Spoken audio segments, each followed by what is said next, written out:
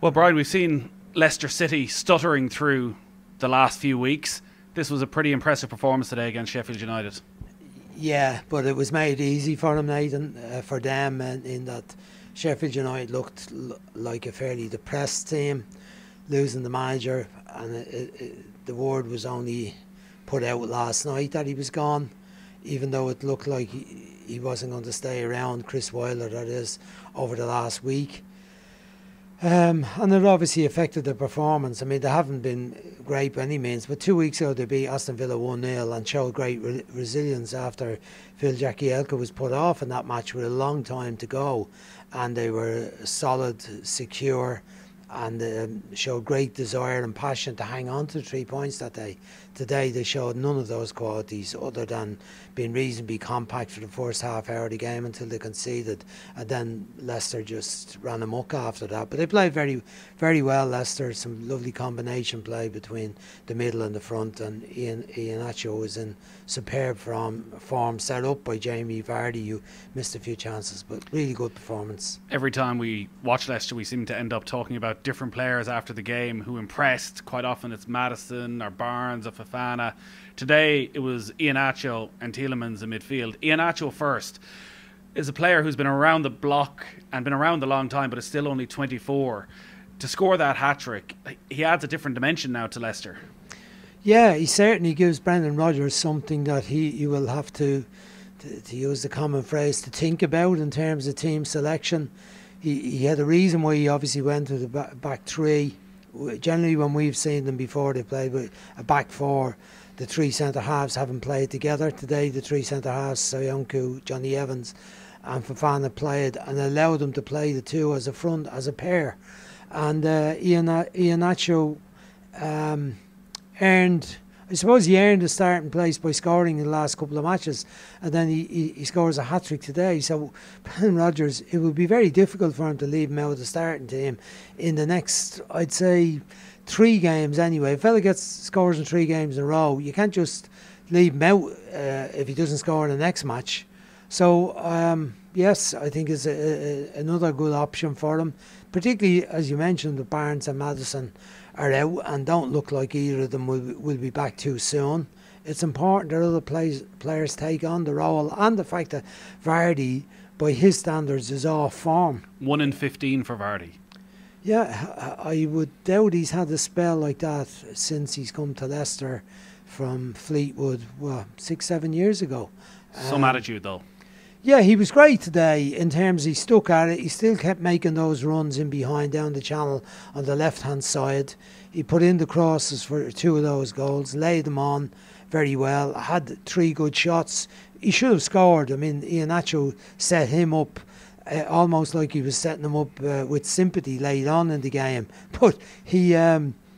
brilliant attitude, and it was lovely to see him congratulating Iheanacho when he had scored that hat-trick, and being all over him when he scored the other goals too. So, you know, that's good for Leicester, that they're not only solely depending on Vardy now that Maddison and Barnes are out. Perez scored today, doesn't score enough goals, played well today, Youri Perez too. So that's all good for Leicester, but they'll meet stronger opposition in the next few weeks, obviously, than Sheffield United, who are very poor today. Maybe it's down to the fact that they're English and they've been brilliant this season, but a lot of attention is focused on Barnes and Maddison, and when players have been linked with clubs, a lot of it focuses on them.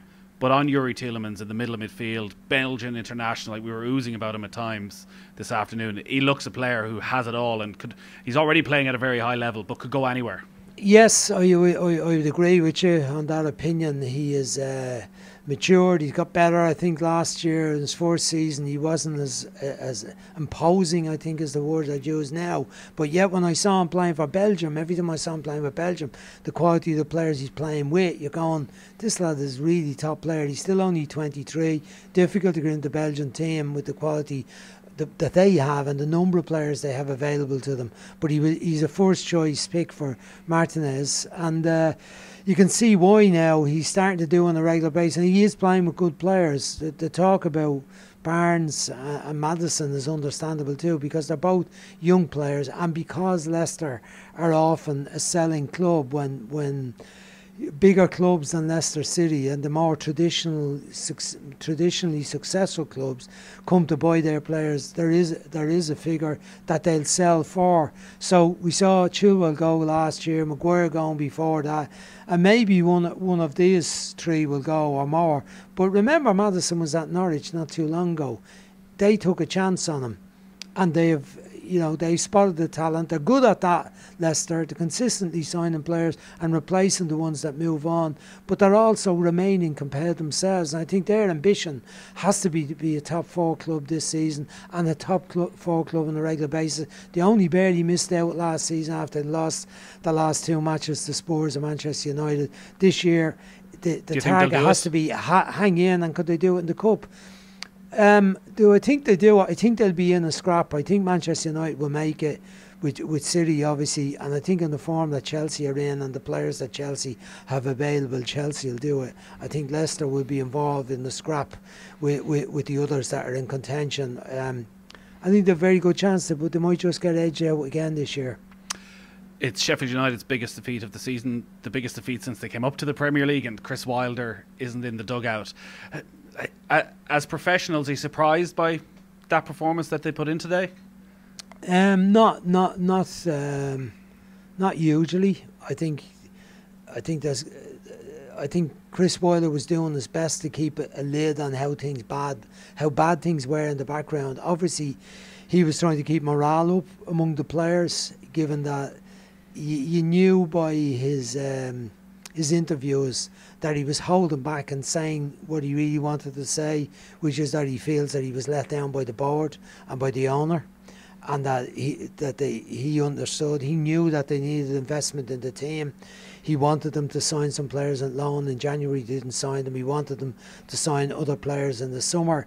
And his understanding and experience in the game would have told him that the team wasn't good enough to sustain the levels of energy and to produce the results they did last year with the same squad was unrealistic.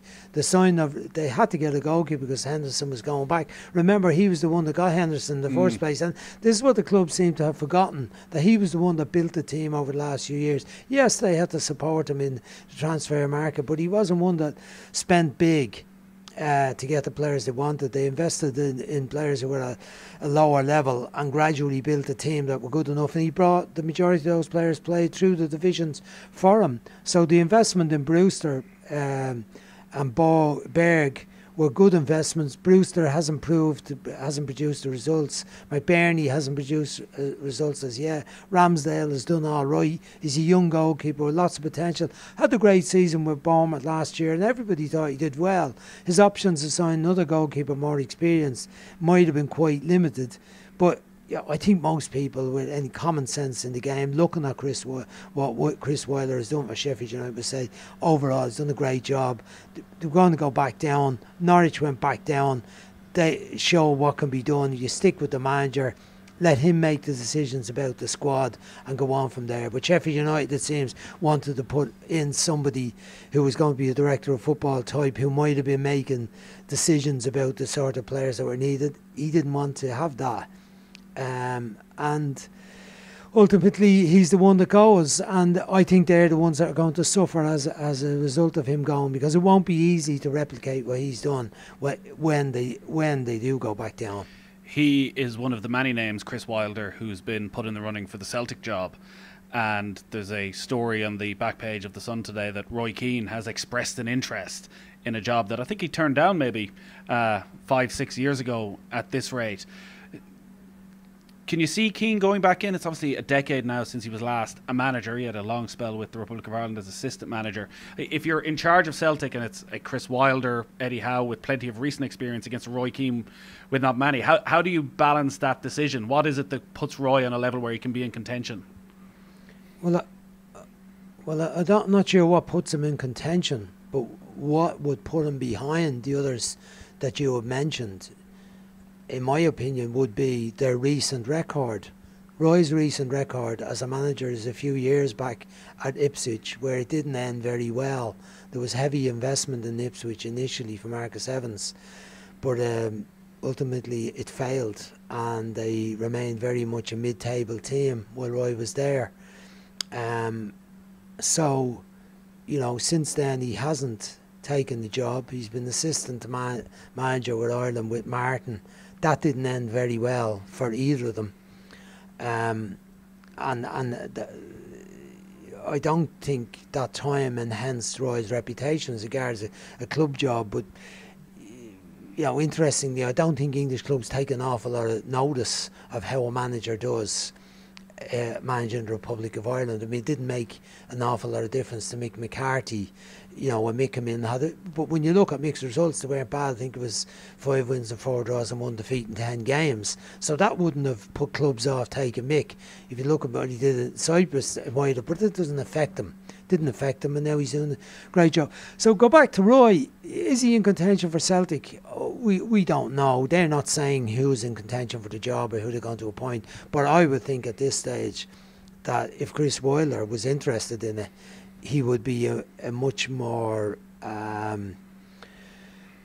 he'd be a candidate that would be higher up the line, I would think, than Roy at the moment. You mentioned Eddie Howe. He's another one. I would think. What would that be based on? Well, his work at Bournemouth over so many years. He went to Burnley for a short period, didn't go well. Went back to Bournemouth, did a tremendous job there.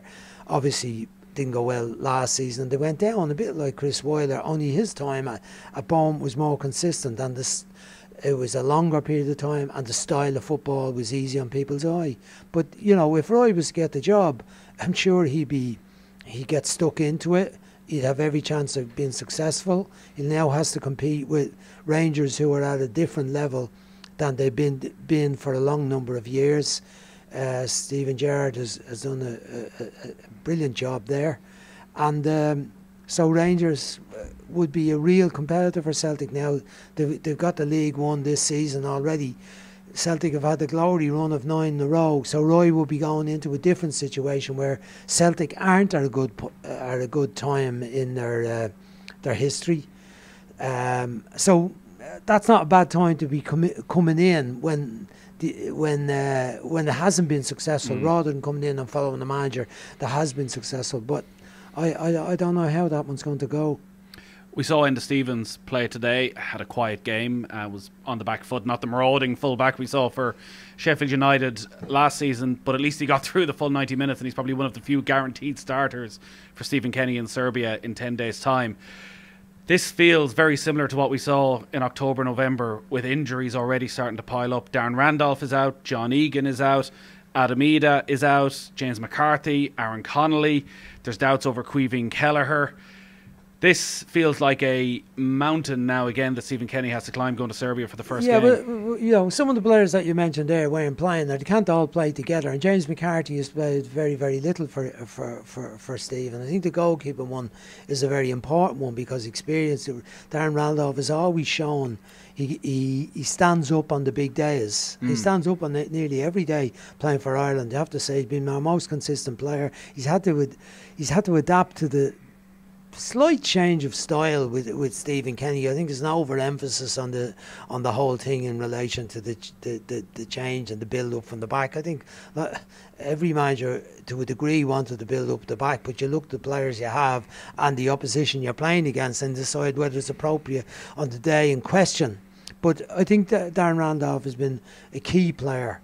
And, you know, Caoimhín Kelleher, you mentioned his difficulties. Not a lot of experience. Kieran Westwood played today for Sheffield Wednesday. He was meant to be out injured, but obviously he's come back quicker than expected. There's some talk about him, and he said that he'd never say no to Ireland. So what do you do as you've been in this position? Because you have Caoimhín Kelleher, who's never played for Ireland, has obviously played some big days for Liverpool, or a Kieran Westwood who has buckets of experience behind him, but hasn't really been involved in recent years. That's a difficult decision. I was never in that situation. I always had experienced goalkeepers available in my time. When I started, I inherited Shay Given and Dean Kiley, and then I would have brought in one or two others, Nicky Colgan and Paddy Kenny and Joe Murphy, who hopefully get on the pitch today at Wembley for Tranmere. But I didn't have that situation, and maybe that was a mistake by Stephen, that he didn't give one of the other goalkeepers a go in the 8 games he had this year, that he stuck with Darren Randolph, and now he's in a situation he's not available, so he doesn't have a goalkeeper that's played. But that doesn't mean the goalkeeper that hasn't played can't perform. You always have to have the first day for the international team, and well, look at Darren Randolph. His first day was that night against Germany. Exactly, and he came on the match. He didn't even start the match. So there you go. So that. But I think the other positions out the pitch, Ida and Connolly, I felt that there was an over dependence on young players who were very inexperienced, who had very few games under the belt at first team level. Anyway, and I think McGoldrick was an important one. Unfortunately, he's out. But who knows what way it's going to go. I mean, do we end up with Shane Long playing centre forward in the match against Serbia? May not be the worst thing that can happen. I think around the middle of the field, there's lots of different players that played in the midfield positions. As I said, James McCarthy hasn't played very much. I think Jeff Hendrick is an important player. I think Robbie Brady have been important players, and both of them have been playing reasonably regularly, bits and pieces in Brady's case lately. I think they're important players. Their experience.